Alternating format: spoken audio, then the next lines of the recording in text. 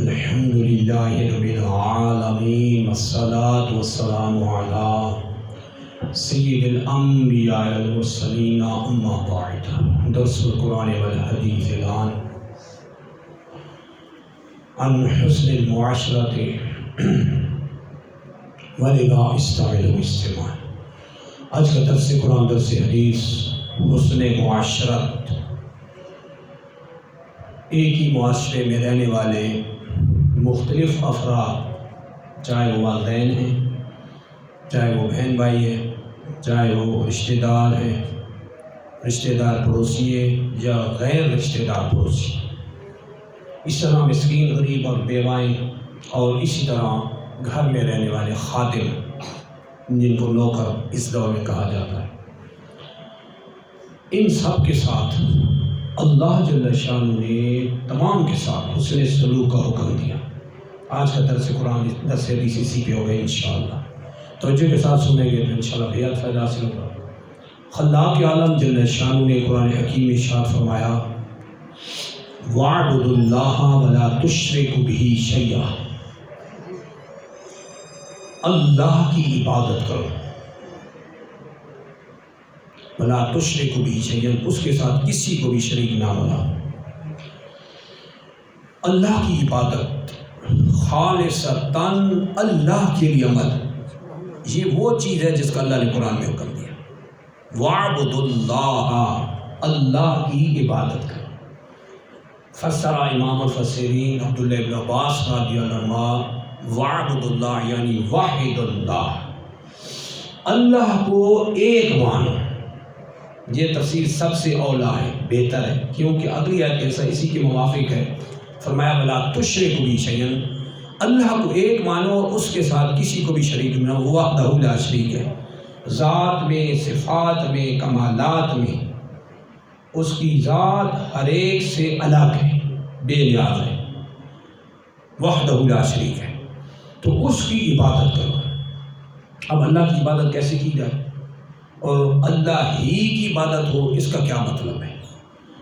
رحمان جل جلالہ عبادت کے ساتھ خاص ہے، اور حضرت سیدنا ابو ہریرہ رضی اللہ عنہ فرماتے ہیں، اللہ کے رسول صلی اللہ علیہ وسلم نے فرمایا کہ رحمان ہی عبادت کے ساتھ، یعنی اللہ ہی عبادت کے ساتھ خاص ہے، کیونکہ جو لائق عبادت ہے وہ صرف اللہ کی ذات ہے، اور عبادت کے معنی ہوتے ہیں ہر درجہ عاجزی اور انکساری کرنا، عبدہ یعبد عبدا، اور اسی سے نکلا ہے عابد، اور اسی سے نکلا ہے معبود، اسم مفعول بھی، یعنی عبادت کرنا، کسی کے لیے ہر درجہ عاجزی کرنا، وہ صرف اللہ کی ذات کے لیے زیبا ہے۔ اللہ کے علاوہ کسی کی عبادت نہیں کی جائے گی، کیونکہ اکیلا وحدہ لا شریک ہی اس کی اہلیت ہے اس کو کہ اسی کی عبادت کی جائے، کسی اور کی نہ کی جائے، کیونکہ وہ ہمارا رب ہے، ہر ایک کو پیدا فرمانے والا ہے، تو خالصتاً اس کی عبادت کی جائے۔ اور اس کی عبادت کیسے ہوگی؟ اور خالصتاً اللہ کے لیے ہو، وہ یہ ہے کہ آدمی اللہ کی ذات میں کسی کو شریک نہ بنائے۔ ذات فی شرک یہ ہے کہ اللہ کی ذات میں کسی اور کو خدا ماننا، اس جیسا خدا ماننا، یعنی اس کے مقابلے میں خدا مان لینا۔ اللہ وحدہ لا شریک ہے، اس کے مقابلے میں کسی بت کو خدا مانے، نعوذ باللہ، پہاڑوں کو، ستاروں کو، دریاؤں کو، سمندروں کو، چاند کو، ستاروں کو، حتیٰ کہ گائے کی بھی لوگ پوجا کرتے ہیں، ہندو لوگ کرتے ہیں۔ تو یہ جتنے ہیں یہ معبودان باطنہ ہیں اللہ کے علاوہ، یہ جھوٹے خدا ہیں، سچا خدا ایک وحدہ لا شریک ہے، اسی ہی کی عبادت کی جائے گی۔ اور ایک ہوتا ہے صفات میں شرک، کہ اللہ جل شانہ کو تو خدا مانتا ہے، اللہ مانتا ہے، لیکن اللہ کے ساتھ کسی اور کو بھی خدا مانے، اس جیسی کوالٹی صفات کسی اور ذات میں مانے، تو وہ بھی مشرک اور دار اسلام سے خارج ہوگا، یہ بات۔ اور تیسری ایک چیز ہے کہ اللہ جل شانہ کی عبادت میں کسی کو شریک ٹھہرائے، یعنی اللہ کو ایک مانتا ہے، اس کے ساتھ کسی کو شریک نہیں ٹھہراتا، لیکن اللہ جل شانہ کی عبادت میں کسی کی ریاکاری کرتا ہے، دکھلاوے کے لیے کرتا ہے، اور اوروں پر اس کا اظہار کرنے کے لیے کرتا ہے، تو یہ شرک فی العبادت کہلاتا ہے۔ اور اس کا نقصان یہ ہے کہ عبادت کا سارا ثواب ملیا میٹ ہو جاتا ہے. جیسا کہ ساستہ مسلم بخاری اور دیگر محدثین نے حدیث مبارکہ کو نقل کیا ان محمود بن لبید رضی اللہ عنہ قال، اس کو امام احمد بن حنبل نے بھی نقل کیا. محمود بن لبید رضی اللہ عنہ سے قال فرماتے ہیں قال رسول اللہ صلی اللہ علیہ وسلم، اللہ کے رسول صلی اللہ علیہ وسلم نے ارشاد فرمایا ان اخوف ما اخاف علیکم الشرک الاصغر. یہ چیز اس معاشرے میں سمجھنے والی ہے کہ مجھے تم پر جس چیز کا سب سے زیادہ خوف ہے، اے میری امت، مجھے تم پر جس چیز کا سب سے زیادہ خوف ہے وہ شرک اصغر کا خوف ہے. قالوا وما الشرک الاصغر یا رسول اللہ. صحابہ نے سوال کیا یا رسول اللہ شرک اصغر کیا ہے؟ فقال تو ارشاد فرمایا الریاء، لوگوں کے دکھلاوے کے لیے عمل کرنا، یہ شرک اصغر ہے. واہ واہ ہو جائے، نام چڑھے، واہ واہ واہ، جھوٹے پروٹوکول. اب معاشرے میں کیا ہے؟ یعنی قرآن و سنت کی تعلیمات کو چھوڑ کے اندھیروں اور جھالتوں میں پڑھنا، جہلانہ برادری سسٹم اندر لے آنا، پھر اس پہ جم جانا اور اللہ وحدہ لا شریک اور سرکار صلی اللہ علیہ تعلیمات کو چھوڑ دینا. مجھے یہ بتائیں جھوٹی عزت تو ہو جائے گی، آخرت میں کیا جواب دیں گے؟ اللہ کی بارگاہ میں جب پیش ہوں گے، وہ عمل اللہ کے لیے کیے ہی نہیں تھا تو لوگوں میں اعلان کرانے تھے، مشہوریاں کرانی تھی، ہو گئی، دنیا میں ڈور بچ گئے، واہ واہ ہو گئے. لیکن اللہ کی بارگاہ میں کیا یہ قبول ہوگا؟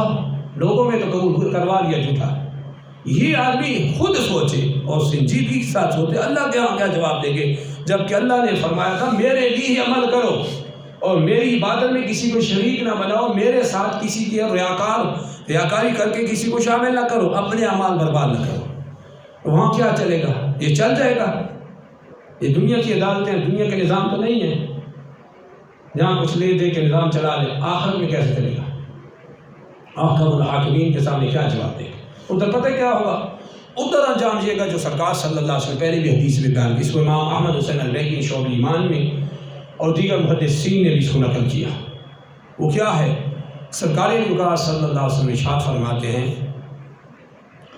یقول اللہ تعالیٰ یوم القیامہ، اللہ جل شانہ قیامت کے دن ارشاد فرمائے گا، قیامت کے دن ارشاد فرمائے گا این شرکاء، میرے ساتھ شریک ٹھہرانے والے کہاں ہیں؟ میرے ساتھ جو شریک ٹھہراتے تھے عبادات میں، ریاکاری کرتے تھے، وہ کہاں ہیں؟ یقول اللہ تعالیٰ یوم یجازی العباد باعمال، جس دن قیامت کے اللہ لوگوں کو اعمال کا صلہ دے گا، بدلہ دے گا، مزدوری دے گا، ثواب دے گا. اس دن ارشاد فرمائے گا، کن سے ارشاد فرمائے گا؟ جو دنیا میں ریاکاری کرتے ہیں، جو دنیا میں یراؤن فی الدنیا، جو دنیا میں ریاکاری کرتے تھے، اللہ ان سے فرمائے گا اذهبوا الی الذین کنتم تراؤون فی الدنیا. اللہ ان سے فرمائے گا جاؤ دنیا میں ان سے جا کے ثواب مانگو. کنتم تراؤون فی الدنیا، کہ دنیا میں جن کے لیے تم اعمال کرتے تھے، جن کو دکھانے کے لیے تم یہ کام کرتے تھے، حل تجدون عندهم اجرا وثوابا. اللہ فرمائے گا کیا دیکھتے ہو وہاں تم، کہ دیکھو جا کے وہ تمہیں کوئی مزدوری دیتے ہیں، تم صلہ پاتے ہو، اجر پاتے ہو. کیا اجر پائیں گے؟ لوگ کیا صلہ دیں گے؟ نفس نفسی، صلہ تو اللہ نے دینا. تو یہ ہے اصل چیز سمجھنے کی کہ اپنا عمل اللہ کے لیے کریں، اللہ سے ڈریں، لوگوں میں نہ ڈریں. لوگ کیا کہیں گے؟ یہ کام چھوڑ دیں گے تو لوگ کیا کہیں گے؟ لوگ نہ کہیں، اللہ پوچھے گا وہاں کہ تم کیا کہو گے، وہ جواب ذہن میں رکھو. لوگ کیا کہیں؟ لوگ کچھ نہیں کہتے. ہم نے اپنے اوپر جہلانہ رسومات کو سوار کر رکھا ہے، لوگوں میں صرف لوگوں میں واہ واہ کے لیے یہ چیزیں کر رکھی. لیکن قیامت کے دن اللہ پوچھے گا، اس دن ہم کیا جواب دیں گے، یہ ذہن میں رکھیں. جواب اس کا سوال ہی ہونا ہے، یہ سوال ہونا ہے. پیسے بھی لگائے تھے، نیکیاں بھی کی تھی، لیکن کی لوگوں میں شہرت کے لیے کی تھی. آپ جو ادھر ہو دو جواب، میرے لیے کیا عمل کیا تھا. اس لیے عالم بھی، سخی بھی، اور حتیٰ کہ اللہ کی راہ میں جہاں میں شہادت نوش کرنے والا شہید بھی، اگر یہ اللہ کے لیے عمل نہیں کریں گے، ان کو بھی اللہ جہنم میں پھینک دے گا. جیسے بخاری مسلم کی طویل حدیث ہے، شہید بھی کہے گا میں تیری راہ میں اللہ اس لیے عمل کیا تھا کہ میں نے خون کے آخری قطرہ تک بہا دیا تھا. اللہ فرمائے گا کذبت، تو جھوٹ بولتا ہے.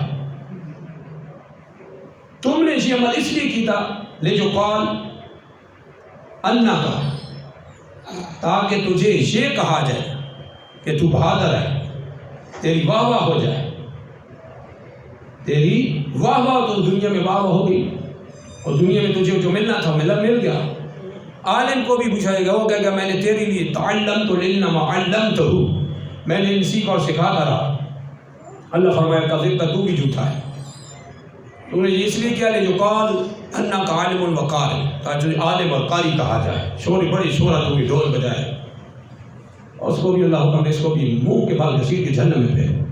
اور سخی کو بھی لایا جائے، اس سے بھی پوچھا ہاں تو نے کیا عمل کیا، میری رضا کے لیے کیا عمل کیا. وہ عرض کرے اللہ میں نے ما ترکت من سبیل، ما ترکت فی سبیل، کہ کوئی ایسا راستہ میں نے نہیں چھوڑا کہ جس میں خرچ کرنا تجھے پیارا نہ تھا. یعنی ہر تیری پسندیدہ جگہ میں نے خرچ کیا. اللہ فرمائے گا کذبت، تو بھی جھوٹ بول رہا ہے. تو نے مال اس لیے خرچ کیا لے جو قال انا کا سخی، جو تاکہ تجھے سخی کہا جائے. دنیا میں بڑے لوگوں نے تجھے سخی کہا، بڑے واہ واہ ہوتی تھی، پروٹوکول ہوتا تھا، لیکن تیرے اندر کیا تھا وہ تو میں جانتا ہوں. تیرے اندر کیا تھا میرے لیے من نہیں تھا. لوگوں میں واہ واہ، اندر واہ واہ پک رہی تھی.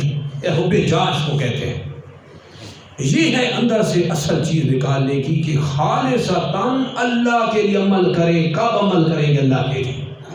یہ رنہ فکریہ ہے، اور اسی کو ہم نے انشاءاللہ اپنے اندر لانا ہے کہ ہمارا ہر عمل اللہ کے لیے ہو جائے.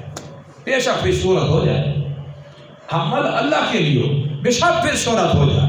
وہ شہرت نقصان دہ نہیں ہے، لیکن عمل اللہ کے لیے نہ ہو. جھوٹ اندر جھوٹ ہو، دکھاوے کی خواہش ہو، واہ واہ کی خواہش ہو، سمع کہ لوگ مجھے سنیں، اس کی خواہش ہو، تو پھر اللہ کی بارگاہ میں یہ چیزیں نہیں چلیں گی. وہ شہرت برباد کر دے گی، جھوٹی شہرت. سچی شہرت یہ ہے کہ اللہ کی حقیقت ہے، آپ اللہ کے لیے عمل کریں. کئی گنا زیادہ شہرت ہوتی ہے، لیکن اللہ کے لیے کریں. یہ چیز ضروری ہے. خالصتاً اللہ کے لیے عمل، یہ چیز. اب آتے ہیں وہ بہت زبردست حدیث مبارکہ. رواہ مسلم ابن حجاج کو شہری فی صحیح، اس حدیث کو آپ کو امام مسلم بن حجاج کو شہری نے اپنی صحیح میں نقل فرمایا. عن عمر بن الخطاب رضی اللہ عنہ قال، حضرت سیدنا فاروق اعظم رضی اللہ عنہ سے روایت ارشاد فرماتے ہیں بینما نحن عند رسول اللہ صلی اللہ علیہ وسلم، فرماتے ہیں ایک دن ہم اللہ کے رسول صلی اللہ علیہ وسلم کے پاس تھے. اذ طلع علینا رجل، تو اچانک ایک شخص آیا. اچانک ایک شخص آیا. سرکار صلی اللہ علیہ وسلم کی بارگاہ میں جو شخص آیا اس کا حال کیا تھا؟ فاروق اعظم فرماتے ہیں شدید و بیاض الشعر، شدید و بیاض الثیاب، اس نے انتہائی سفید لباس پہن رکھا تھا، بہت سفید قسم کا لباس پہن رکھا تھا. شدید و سواد الشعر، اور اس کے بال انتہائی کالے تھے، انتہائی کالے بال اور انتہائی سفید لباس تھا. سرکار کی بارگاہ میں آئے. فجالسا، سرکار صلی اللہ علیہ وسلم حتی جالس الی النبی صلی اللہ علیہ وسلم، آگے فرماتے ہیں لا یعرف علیہ اثر السفر، نہ تو اس پر سفر کے آثار نظر آتے تھے. لا یعرف علیہ اثر السفر، سفر کے آثار اس پہ دکھائی نہیں دیتا. دور سے سفر کر کے آئے تو مٹی پڑی ہوتی ہے، برا حال ہوتا ہے. یہ بھی نہیں، تو فریش بندہ ہے، سفید بال ہے، خوبصورت سفید لباس ہے، کالے شاہ بال ہے اور سفید لباس ہے، بالکل صاف و شفاف. ہمیں بڑا تعجب ہوا. اثر کے سفر کے اثرات بھی نہیں ہیں اور اس طرح آئے. اور آگے فرماتے ہیں ولا یعرفہ منا احد، اور ہم میں سے کوئی شخص اس بندے کو نہیں جانتا تھا، کبھی پہلے یہ نہیں آیا تھا. حتی جالس الی النبی صلی اللہ علیہ وسلم، یہاں تک کہ وہ شخص سرکار صلی اللہ علیہ وسلم کی بارگاہ میں آیا، سرکار کے پاس آ کے بیٹھ گیا. فاسند رکبتیہ الی رکبتیہ، فاسند رکبتیہ برکبتیہ، اس نے اپنے گھٹنے سرکار صلی اللہ علیہ وسلم کے گھٹنوں کے ساتھ ملا لی. توجہ رکھنا، بڑی اہم بات آ رہی، اپنے گھٹنے سرکار صلی اللہ علیہ وسلم کے گھٹنوں کے ساتھ ملا دیے. وَوَضَعَ كَفَّ يَدَيْهِ عَلَى فَخِذَيْهِ، اور اپنے ہاتھ سرکار صلی اللہ علیہ وسلم کے زانوں پہ ایسے رکھ دیے. یعنی آدمی بیٹھا ہو ایسے، وہ آدمی بیٹھے گھٹنے سے گھٹنا ملا کے اور آ کے ایسے بیٹھے اور جھکے گا. یہ کس کمال درجے کا ادب تھا؟ کون تھا؟ آخر میں ہم بتائیں گے حدیث. یہ شخص آیا اس طرح آداب کے گھٹنوں کے ساتھ گھٹنے ملائے، سرکار صلی اللہ علیہ وسلم کے رانوں، جس کو آپ پٹ کہتے ہیں، ایسے دونوں ہاتھ رکھ دیے ایسے. فقال، اس شخص نے سوال کیا، یا محمد صلی اللہ علیہ وسلم اخبرنی عن الاسلام، اے اللہ کے رسول صلی اللہ علیہ وسلم ہمیں اسلام کے بارے میں بتائیں، اسلام کسے کہتے ہیں؟ پہلا کوشچن کیا، Islam, what is Islam? Please tell this, tell us what is the nation of Islam, اسلام کی تعریف کیا ہے؟ وہ شخص سرکار صلی اللہ علیہ وسلم کی بارگاہ میں اس طرح بیٹھا، ایسے آداب تھے. تو سرکار صلی اللہ علیہ وسلم نے ارشاد فرمایا، الاسلام، اسلام یہ ہے، ان تشہد ان لا الہ الا اللہ وان محمدا عبدہ ورسولہ. اسلام یہ ہے کہ تو اس بات کی گواہی دے کہ اللہ وحدہ لا شریک کے علاوہ کوئی عبادت کے لائق نہیں، اور محمد صلی اللہ علیہ وسلم کے محبوب اور آخری نبی ہیں، آخری رسول. You testify there is none worthy of worship besides Allah and Muhammad Allah's messenger. اس بات کی گواہی دینا، تو اس بات کی گواہی دے اللہ کے علاوہ کوئی وحدہ لا شریک نہیں ہے، کوئی عبادت کے لائق نہیں، اور محمد صلی اللہ علیہ وسلم کے میسنجر ہے، محبوب ہے، ڈیلیور ہے. یہ اسلام ہے. دوسری چیز کیا بتائی؟ فرمایا تقیم الصلاۃ، اور یہ اسلام ہے کہ تو نمازوں کو قائم کر، پڑھ نہیں، قائم کر.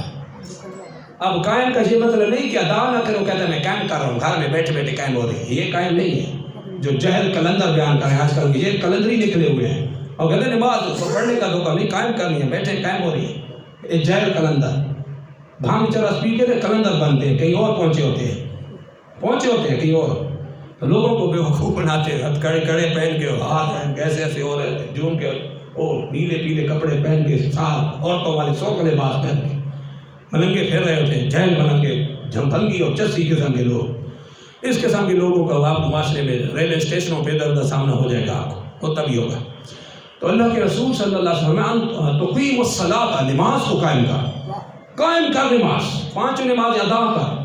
You offer your fibre at the exact time, جو ٹھیک ٹائم ہے اسی پہ ساری نمازیں تو ادا کر. یہ اسلام ہے.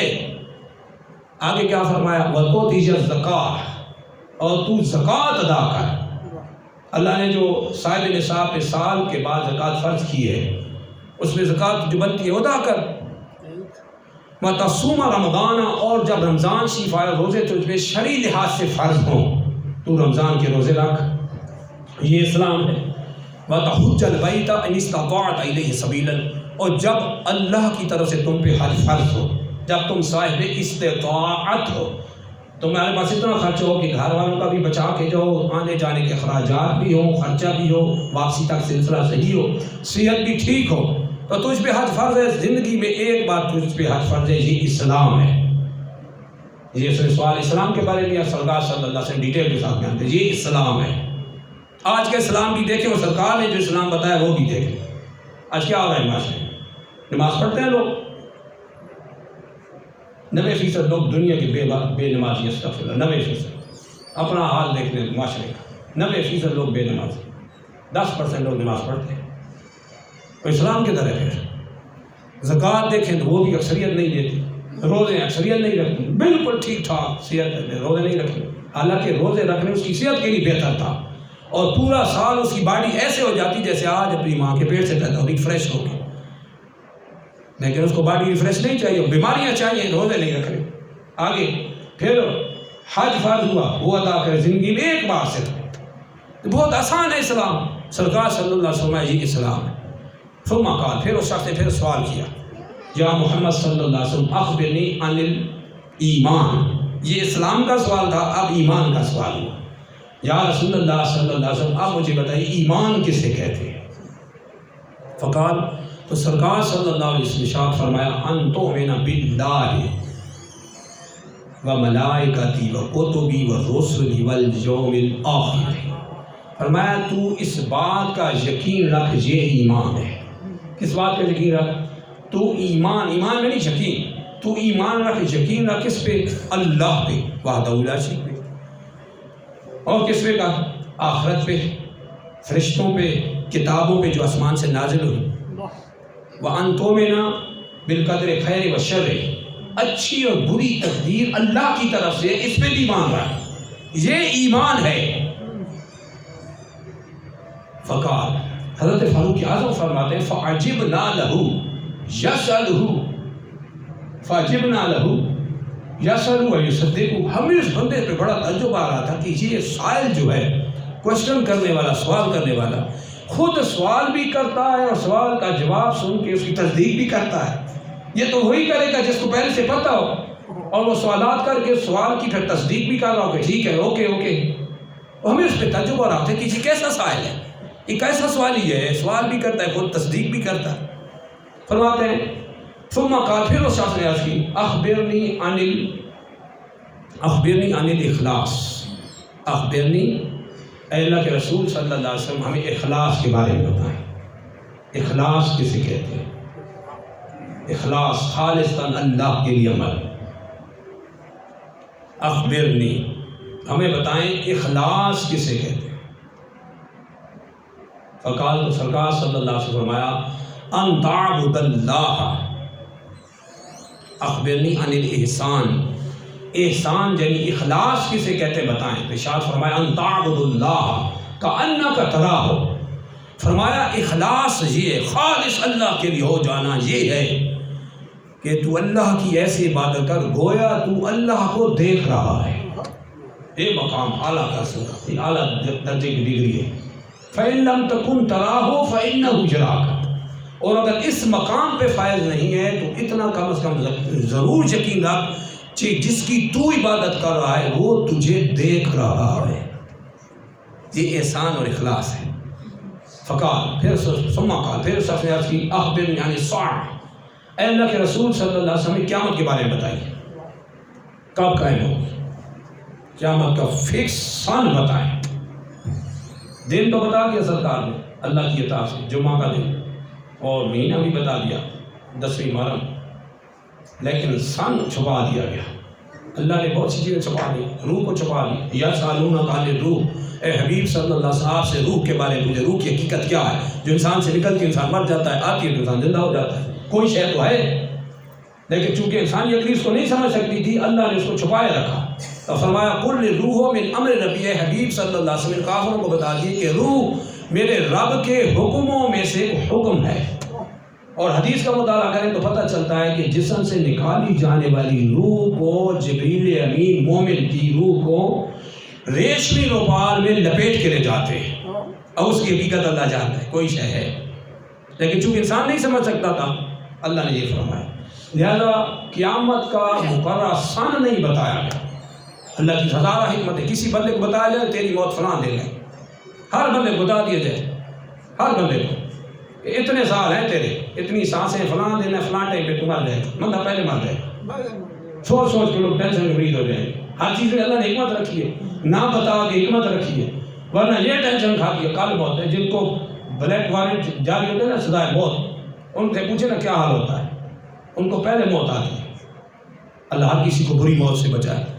تو یہ موت کی پہلے خبر نہیں دی گئی اسی وجہ سے، اور اسی وجہ سے قیامت کا مقررہ سن اللہ نے حکمت کی وجہ سے نہ بتایا، مگر اللہ نے اپنے محبوب کو بتایا، اظہار کرنے کی اجازت نہ دی تھی، ورنہ پھر دن بھی تو بتا دیا، مہینہ بھی بتا دیا، سن کیوں چھپایا؟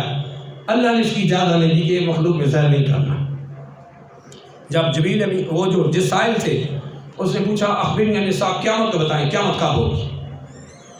آگے جملہ بڑا توجہ والا ہے۔ سرکار صلی اللہ علیہ وسلم نے جب اس سے یہ سوال کیا نا اس سے تو ارشاد فرمایا مل مسئول عنہا اعلم من السائل، مل مسئول عنہ اعلم من السائل، فرمایا جس سے پوچھا جا رہا ہے وہ سوال کرنے والے سے زیادہ نہیں جانتا. بڑی اہم بات ہے. مسئول وہ تھے خاص جو سوال جس سے پوچھا جا رہا ہے، اور سائل بھی کوئی خاص تھے. سرکار صلی اللہ علیہ وسلم سے سوال پوچھنے آئے تھے کہ یہ قیامت کا مقررہ سن بتائیں. تو ارشاد فرمایا مجھ سے پوچھ رہے ہو نا، جو مجھ سے پوچھ رہا ہے وہ مجھ سے زیادہ نہیں جانتا، اس کو بھی پتہ ہے مجھے بھی پتہ ہے، ہم دونوں کو پتہ ہے. یہ فرما رہے ہیں کیونکہ عالم اسم تفضیل ہے، اعلمو، اور نفی کے سیاق کلام میں جب عالم اسم تفضیل آتا ہے پھر معنی تاکید کے ہوتے ہیں کہ جس سے پوچھا جا رہا ہے وہ سوال کرنے والے سے زیادہ نہیں جانتا، وہ دونوں کو پتہ ہے، علم ہے، اظہار کی اجازت نہیں تھی. اس لیے اس نے اصیف اخبرنی عن امارات یا رسول اللہ صلی اللہ علیہ وسلم مقررہ وقت نہیں بتانا چاہتے تو پھر اس کی علامات بتا دیں، علامات بتا دیں. سن فکس نہیں بننا چاہتے، اللہ کی طرف سے حکمت ہی نہیں بتانے کی اجازت تھی تو پھر اس کی نشانیاں بتا دیں. فقال تو سرکار صلی اللہ علیہ وسلم فرمایا ان طالب الامۃ ربتها. ارشاد فرمایا قیامت کی نشانیوں میں سے یہ ہے کہ جب لونڈی اپنا سردار جنے. اس کی شرح میں شارحین فرماتے ہیں کہ جب مائیں اپنے سردار پیدا کرنے لگ جائیں، یعنی ایسی اولاد پیدا ہوگی قرب قیامت میں جو ماں باپ پہ حکمرانی کرے گی. ہے نا آج ماں باپ کو آنکھیں دکھانے کے لیے آ گئے، بچپن میں اس کی غزالتیں دھوئی، بڑا کیا، جوان کیا، تعلیم دی، اب آئے باپ کے سامنے ایسے آنکھیں نکال کے کھڑا ہے، ماں پہ ہاتھ اٹھانے کے لیے مار دیتے ہیں. ظالم ایسے وحشی بھی ہیں معاشرے، ماں باپ کو ختم کی کیس کی خبریں آپ سنتے رہتے ہیں، ماں باپ پہ نہیں کرنے، مار دیا ماں باپ کو. استغفر ان طالب الامۃ ربتها. جب مائیں اپنے سردار جننے لگ جائیں، ان پہ حکمرانی ہونے لگے، اولاد کی حکمرانی ہونے لگے، ماں باپ بے بس ہو جائیں، یہ بہت بڑی تباہی کا باعث ہے. جب والدین پہ اولاد آنکھیں نکالے اور اپنی منمانیاں کروائے، یہ بہت بڑی تباہی ہے. لہذا ماں باپ کی فرمانبرداری سب سے پہلے یاد رکھنا. ناجائز کاموں میں نہیں، جائز کاموں میں. ناجائز میں تو کسی کی بھی اطاعت نہیں. لا طاعۃ لمخلوق فی معصیۃ الخالق. اللہ کے رسول صلی اللہ علیہ وسلم فرماتے ہیں اللہ کی نافرمانی میں کسی کی بھی اطاعت نہ جی، چاہے وہ ماں باپ ہو، چاہے وہ پیر ہو، چاہے وہ عالم ہو، چاہے وہ مفتی ہو، چاہے عام بندہ ہو، چاہے پروفیسر. لیکن اللہ کے حکم کے خلاف کوئی حکم دے گا تو اس کی بھی نہیں مانی جائے گی، کیونکہ حکم اللہ کا ہے. آپ کو ماں باپ کہنا کسی کو مار ڈالو تو یہ بات نہیں مانی جائے گی. ماں کے فلاں کو قتل کر دو تو نہیں کریں گے. ماں کہے بیوی پہ ظلم کرو تو نہیں کریں گے. ماں کہے کسی حق مارو تو نہیں کریں گے. ماں باپ کہیں کہ غلط کام کرو نہیں کریں گے. یہ اللہ کی حقوق اللہ تلف ہوتے ہیں، یہاں پہ نہیں مانی جائے گی، یہاں نام ماننا واجب ہے. تو جہاں فرمانبرداری کا حکم ہے جائز کاموں میں، ماں باپ کو آنکھیں دکھانے والے، ان پہ سرداری کرنے والے جب آ جائیں تو سرکار نے فرمایا قیامت کی علامات میں سے. پھر دوسری اگلی علامت بہت بڑی علامت بیان فرمائی جو آپ بڑے زور و شور سے اس وقت معاشرے میں اپیئر ہو رہی ہے، ظاہر ہو رہی ہے، آپ دیکھ رہے ہیں، آپ بھی دیکھ رہے ہیں. ارشاد فرمایا قیامت کی نشانی میں سے یہ ہے اذا ترال حفاۃ العراۃ العالۃ رعاء الشاء یتطاولون فی البنیان. فرمایا جب تو ایسے بندوں کو دیکھ جو ننگے بدن رہنے والے تھے، پہننے کو جن کے پاس کپڑے نہیں ہوتے تھے، ننگے پاؤں رہنے والے ہوتے تھے، جن کے پاس پہننے کے جوتے نہیں ہوتے تھے. العالہ رعاء الشاء. اور ایسے بندوں کو دیکھ جن کے پاس کچھ نہیں ہوتا تھا، محتاج، اعلیٰ محتاج، فقیر، غریب ترین ہوتے تھے. رعاء الشاء بکریوں کے چرواہے ہوتے تھے، ان کے پاس اتنا مال آ جائے یتطاولون فی البنیان کہ وہ محل بنا کے ایک دوسرے پہ فخر کرے، یہ تیرا محل ہے تو یہ میرا محل ہے، یہ تیرا محل ہے تو یہ میرا محل. آج کیا ہو رہا ہے معاشرے میں؟ سرکار نے کیسی روشن نشانی میں ڈالی. لیکن گھر بھی بنایا جائے تو اللہ کی رضا کے لیے اور ایک دنیا میں رہنے کے لیے بنایا جائے، فخر کرنے کی نہ بنائے کہ ادھر محل قائم ہے تو سامنے محل قائم ہے، جی میں ایک دوسرے پر محلات کا فخر. یہ ہے قیامت کی نشانی سرکار صلی اللہ علیہ وسلم. یہ مضموم ہے. ہاں اللہ کے لیے کسی کو دکھانے اور فخر کرے تو پھر ٹھیک ہے، جائز ہے. وہاں بھی اگر اللہ کا ذکر ہوتا ہے تو سبحان اللہ، سب سے بہترین جگہ ہے. وہ نماز ہو وہاں پہ، زکوٰۃ ہو وہاں پہ نفل پڑھے جائیں، وہاں پہ ذکر اللہ ہو، تلاوت قرآن ہو، تو پھر وہ گھر سب سے بہترین گھر ہے، اگرچہ وی آئی پی کوٹھی کیوں نہ ہو. یہ بات ہے. نفی خرابی ہے ایک دوسرے پہ فخر کرنے کی. جو سرکار نے قیامت کی نشانی بتائی، اور ان لوگوں کا حال اس طرح ہوگا۔ آگے سرکار صلی اللہ علیہ وسلم حضرت فاروق اعظم فرماتے ہیں اس کے بعد وہ شخص چلا گیا، یہ سوالات کر کے نا وہ شخص، وہ کالے بالوں والا سفید ترین لباس والا جس کو ہم نے کبھی نہیں دیکھا تھا۔ فقال فاروق اعظم فرماتے ہیں فلبثت ملیا، تو میں کافی دیر وہاں ٹھہرا رہا، سرکار صلی اللہ علیہ وسلم فلبثت ملیا، کافی دیر میرے وہاں ٹھہرا رہا۔ ثم قال علی، پھر سرکار صلی اللہ علیہ وسلم نے مجھ سے پوچھا اتدری من السائل، اے فاروق اعظم اتنے سوال کر کے جو شخص گیا ہے اور جس نے اپنے گھٹنے میرے گھٹنوں کے ساتھ ملا دیے اور جس نے اپنے ہاتھ میرے زانوں پٹ پہ رکھ کے باادب بیٹھا ہے، کتنا ادب ہوگا اس پر ذرا آپ نقش ذہن میں رکھے نا، گھٹنوں کے ساتھ گھٹنے ملائے اور جب ہاتھ پٹوں پہ رکھے، ران جس کو کہتے ہیں، وہ آدمی ایسے جھکنے کی اس طرح کی کیفیت میں ہو، پھر وہ یہ سوال کر رہا۔ فاروق اعظم سے مانتے ہو یہ کون تھا اتنے سوال کر گیا؟ فقال، تو فاروق اعظم فرماتے فقل، تو میں نے عرض کی اللہ و رسول عالم، یہ ہے صحابہ کا ادب۔ فاروق اعظم نے عرض کی، میں نے کی اللہ اور اس کا رسول بہتر جانتے ہیں، اللہ اپنے علم ذاتی سے جانتا ہے اور اس کا رسول رب کی عطا سے جانتا ہے۔ یہ صحابہ کا عقیدہ تھا، حدیث میں یہ الفاظ ہے، توجہ رکھے۔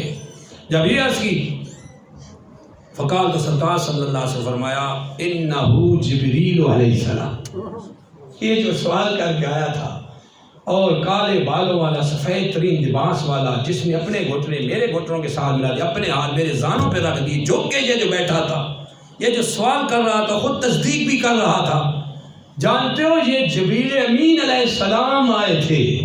انہو جبریل علیہ السلام اتاکم یعلمکم دینکم، یہ تمہارا دین تمہیں سکھانے آئے تھے۔